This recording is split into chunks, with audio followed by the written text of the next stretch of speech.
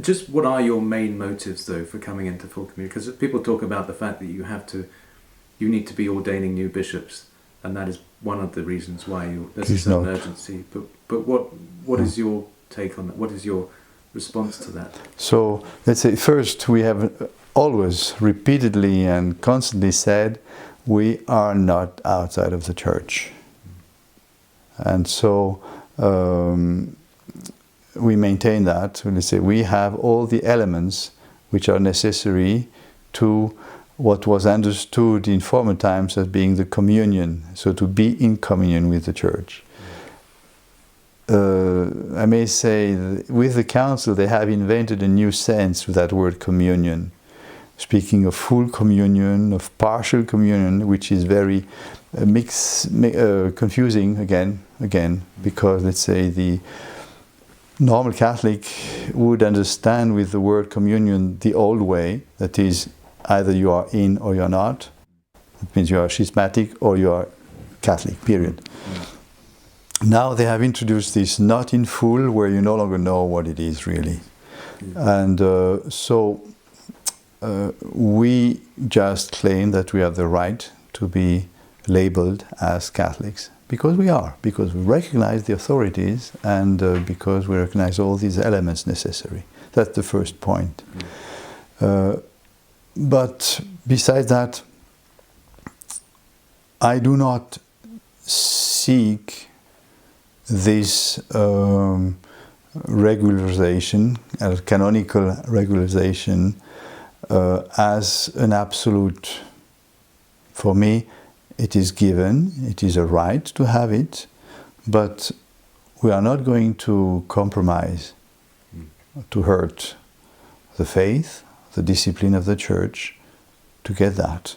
Say we consider it as an injustice not to give it to us, so we claim our, so to say, our point of view. That's all. That's all. And so if we are put in a choice between, let's say, keeping the faith or making there a compromise, it's clear what we are going to do. We are not going to compromise. Because this is the concern, isn't it, of some, I mean, I'm thinking of Bishop Williamson, for example, who thinks that you're going towards a certain modernist tendency just by becoming part of the conciliar church. What do you say to that? Do you think there is a danger? And what safeguards are there to prevent that danger from being realized? I may say there are dangers everywhere. The situation, the general situation of the church is very, very risky right now. Let's say you have dangers everywhere. I always describe our situation as the one of being on a, how do you call that in English, on a crest. You are in a mountain and you have two abysses, one on your right and one on your left.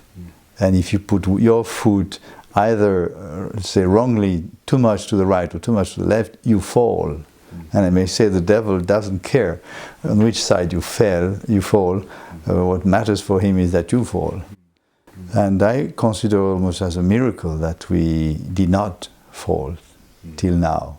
And let's say we pray that we may not. So, no, Bishop Williamson's perspective is totally wrong. He thinks, well, first, that we want to compromise, that we want this at any cost.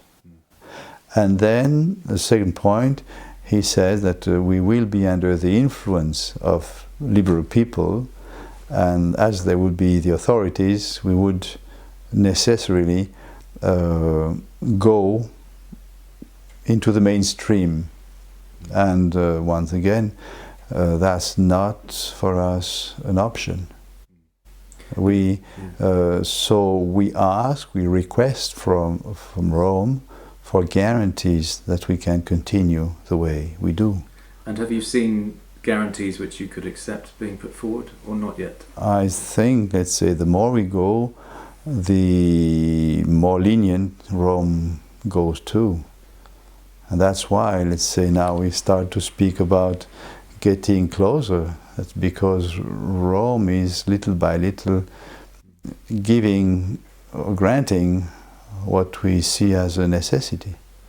And what they also start to see as necessity, given the situation of the church.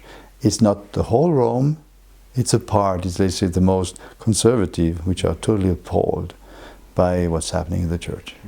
And given the confusion in the church now and the discontent among those on the conservative side, as you say, do you think that do you see yourselves as perhaps coming to the rescue of the church in some way? Some in Rome say it to us. Some will not use the word rescue, but help. And definitely, even in the proposed document, it is spoken about this. And so it's not we who invent something. It's really, let's say, the situation of the church is catastrophic. And I say, finally, now, in this catastrophe which is increasing, you have voices who start to speak, and also people who approach us and try to consider our position as no longer so bad as it was looked at before. And do you see, perhaps somebody said that it's almost like God, if you did come into full communion as Rome sees it, that it's almost like God's mercy being shown to those who are very upset and very, very uneasy about the whole situation in the church now. It's a kind of a sort of merciful hand of God to bring you back in. See, I am persuaded that, let's say, God has not left His church, where He allows trials, that He's always there. And it's always a little bit difficult before to give such names or labels. But for me, let's say, the fact that we are not condemned in that situation, which is really paradoxal, because we are like we are, we have not changed anything, and so we continue to denounce what is happening. And nevertheless, you see this movement in favor inside Rome. Well, for me, yes, I do see the hand of God in that. And that in that sense, if that would happen, I'm not yet sure, definitely it would be a good sign of the mercy of God, yes, for everybody. And you said that you like this Pope in many ways, and is that true, that certain aspects of this Pope that you like? The Holy Father is totally atypical. And the problem we have when we approach him is to try to put him in one of these categories we are used to. And I may say one of the major problems is that the normal way of judging someone is getting from his actions and conclude he's acting like this because he thinks like that. So to go back to a doctrine or sometimes an ideology. And if you try to do so with the present Pope, you are totally puzzled, because one day he does something and the following day he does almost the contrary, or says. So that what is one of the most confusing points about the present Pope. And I think we have to understand that his approach is not at that level. He said it several times. He said that he did consider the doctrine as rather an obstacle in dealing with people. For him, what is important is, he said it, life is the person. And so he tries to look at the person, and there, I may say, he's very human. Now, what are his motives? You see, once again, we always try to look there.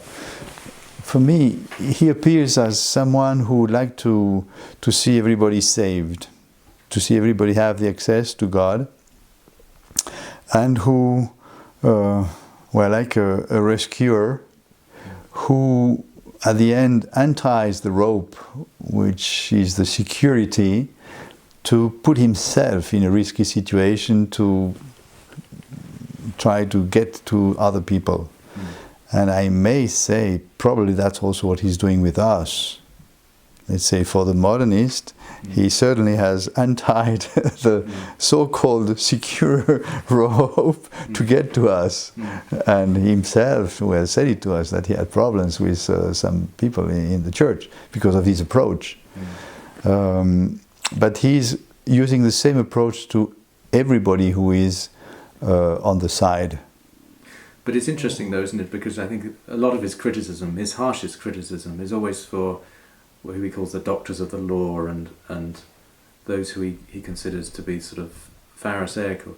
Now, some would say that he's talking about the society, and but what do you say to that? That in a sense, he seems to be most angry against people. Yes, well, I even asked Rome, some people in Rome, who is he aiming at? And they didn't know. They didn't know what to say. They said, maybe you, but, well, the answer I got was, most probably conservative Americans. So, really, frankly, I don't know. He definitely dislikes people who would be too ideological. That's very clear. That's very clear. And I think he knows us enough from Argentina to see that we care about people. Yeah, we may have a very strong position on the doctrine, but we care. And so we show a genuine, so to say, action following this doctrine. And I think what he's reproaching is not that. So certainly he does not agree with us on these points, which we are attacking in the council. Definitely he does not. But for him,